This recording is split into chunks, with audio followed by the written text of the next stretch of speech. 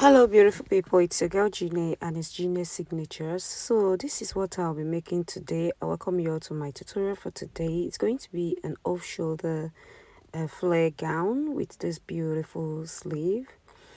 So if this is what you're interested in, please sit back, relax and enjoy it. And as you can see, the half length that it has a design, a pleated design on the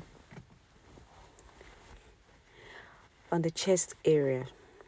So now I'm going to be drafting these on a paper first before transferring to my fabric. So I did my off shoulder by 5 inches and then I got the half length and then I added 1 inch sewing allowance. My client's half length is 17 and I added 1 inch to make it 18.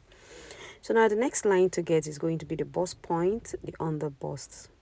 So if your bust point is 7, make it 7.5. If it is 6, I just add half a inch to your bust point and under bust measurement before rolling that out. So having ruled that out, this is what we have. So let me just quickly label it: bust point, under bust, and of course the half length or the full length for now. So the next thing to do now is to divide the shoulder into 2, and then that is what I just marked there. And then I will be getting my armhole depth divided by, armhole is 18, so divided by 2, that will give me 9. So I went ahead and marked 9, placing 5 inches above the table. And then I now got the same exact shoulder measurement, and then I connected like so.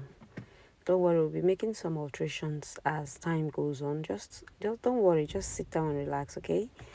So now the next thing to do is to get my bust span measurement, or what we call nipple to nipple measurements, which is divided into 2, and then I'll be marking it from the chest line down to the waistline. If you like, you can add half an inch to that, or if you don't want to add half an inch, you can just mark exactly what you have, so that when you are transferring on your fabric, you do well to add your half inches. But if you are somebody that usually forgets, I would advise you just go ahead and add it to your paper, and then so that when you're transferring, it will be very easy.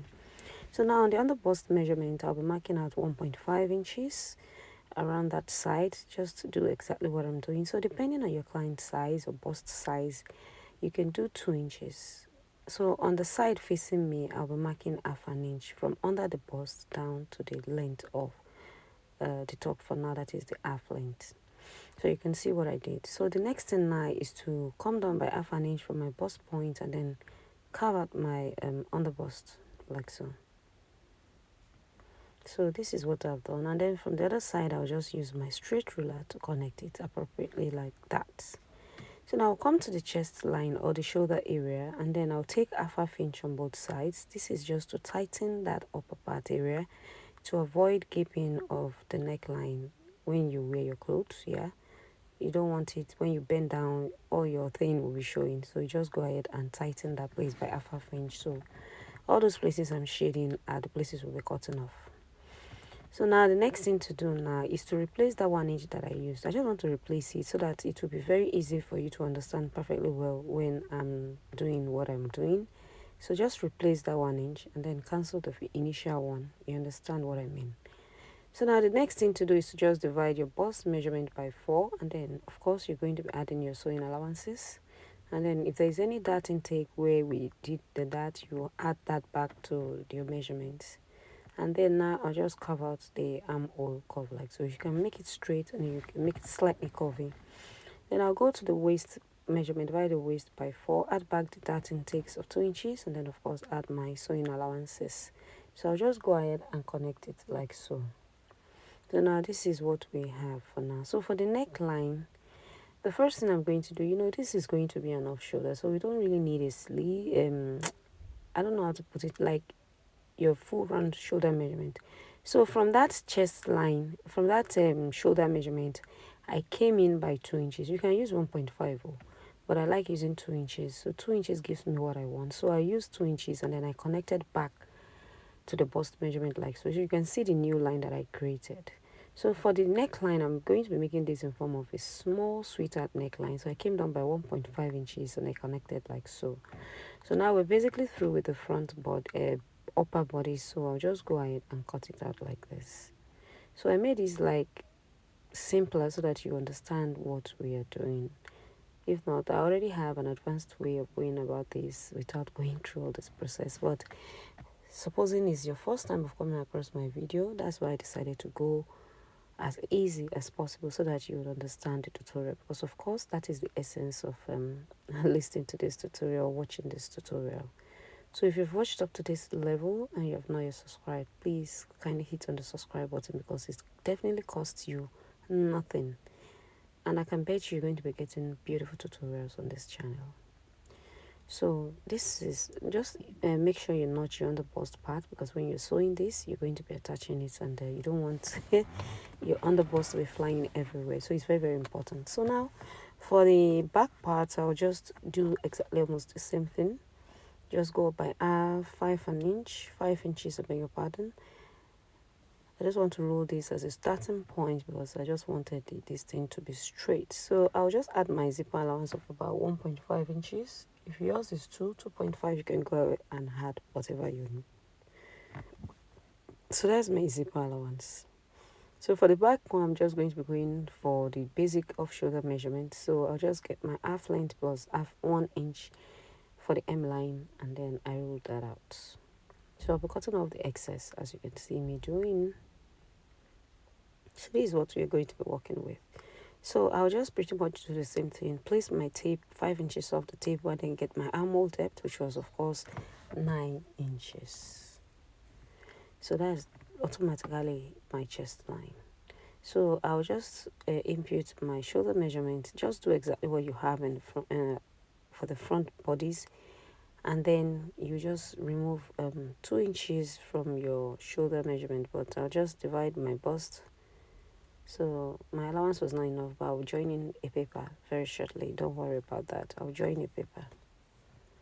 So that's the waistline. You add 1 inch for that, and then it didn't reach my sewing allowance. So I'll be adding a paper to make up for that. But before that, let me just do my dart measurement. Divide your bust part measurement by 2, and then you take in your darts.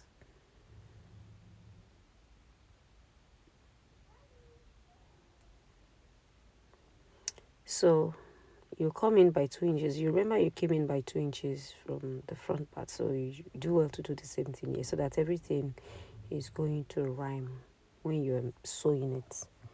So this is what we have.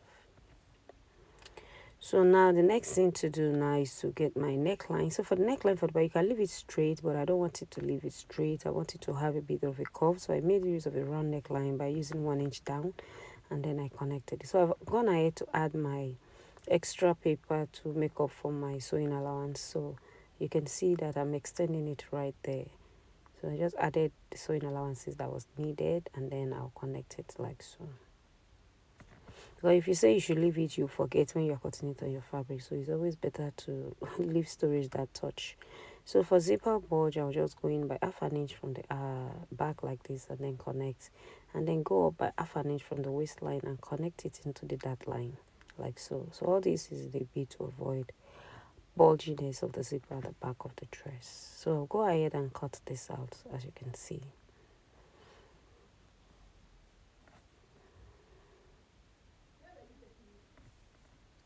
So I'll now cut out the neckline like so, and then I'll cut out the zipper bulginess from the back like so. So this is what we have for the back piece, and then you can see how it looks, and then these are the front pieces. So all I need to do now is to just go ahead and cut it out of my fabric, and then I'll be back to show you.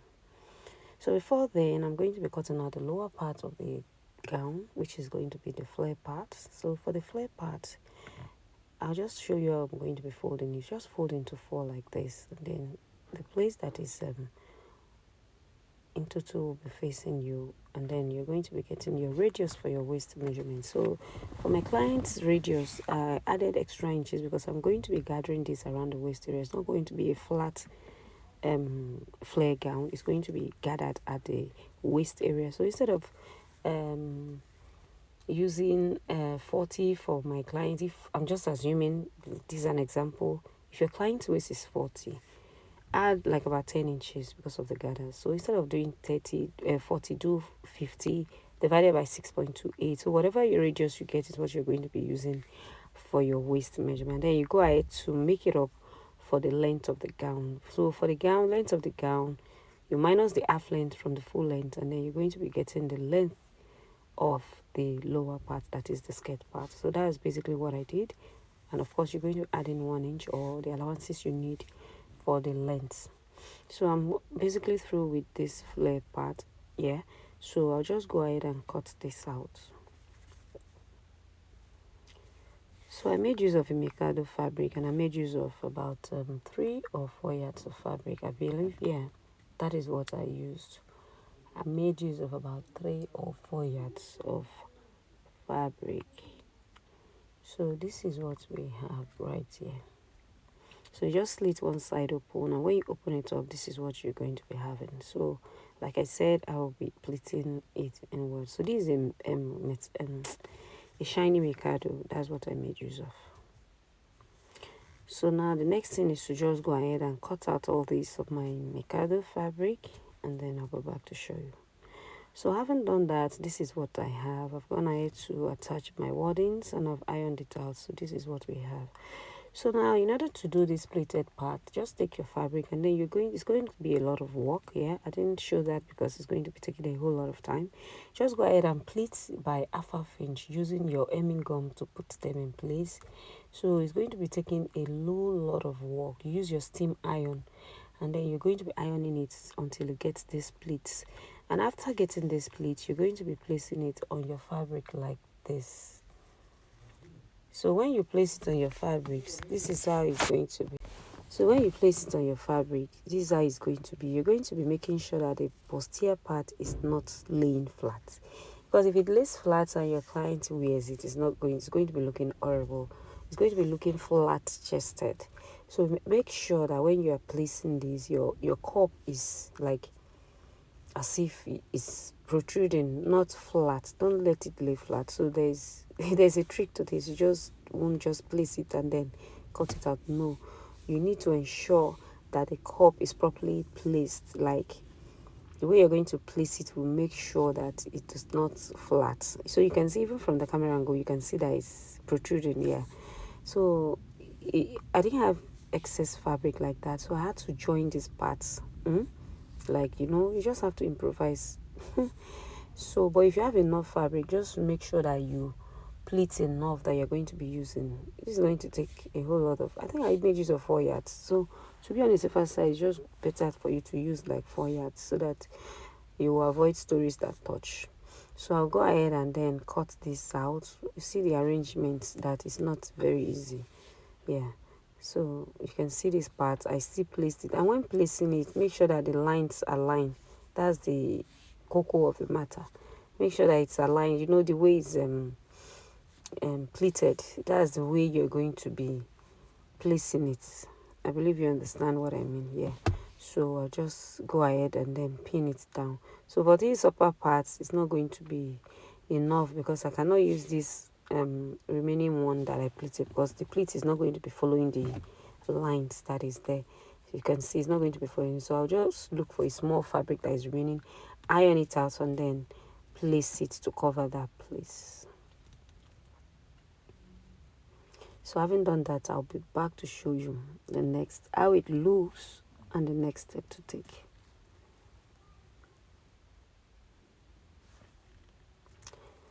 So having done that, I've already done it, and then I went ahead to I did my back. I've turned it out with lining. So for the front, while closing, I totally forgot that I've not closed it out with lining. So I'm going to be closing out with lining later. But let me just close it out. So I've placed the front and right sides facing each other against the back. Don't worry, I'll be showing you how it looks.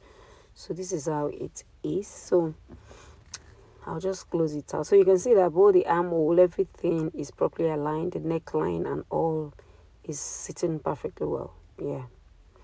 So now I'll just get my bust measurements divided by 2, and then take my sewing allowances on both sides. I'll go to the waist as well, divide into 2, and then take my allowances as well. So I'll just go ahead and connect it. So if you want to do your under bust measurements, you can go ahead and do it. But my clients' under bust and the waist are the same thing, so there was no need to do that. So I'll just go ahead and connect it like so.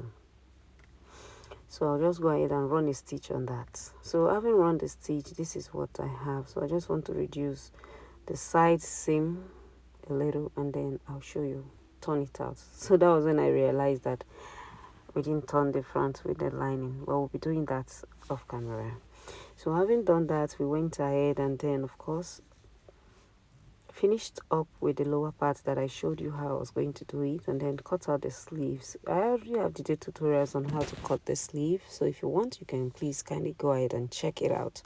And then of course I used this accessories to accessorize both the neckline and the waistline, as you saw on the thumbnail. This was made for a baby, but this was made for an adult. That one on the thumbnail was made for a baby, but this was made for an adult, to show you that an adult can equally wear this style. It came out looking beautiful.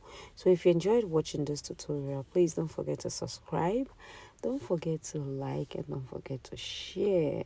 Very important. And like I always say, this is Jine Signature. So if you have any questions, please, you can have my numbers scrolling on the screen. Kindly leave it in the comment section. See you all. Bye.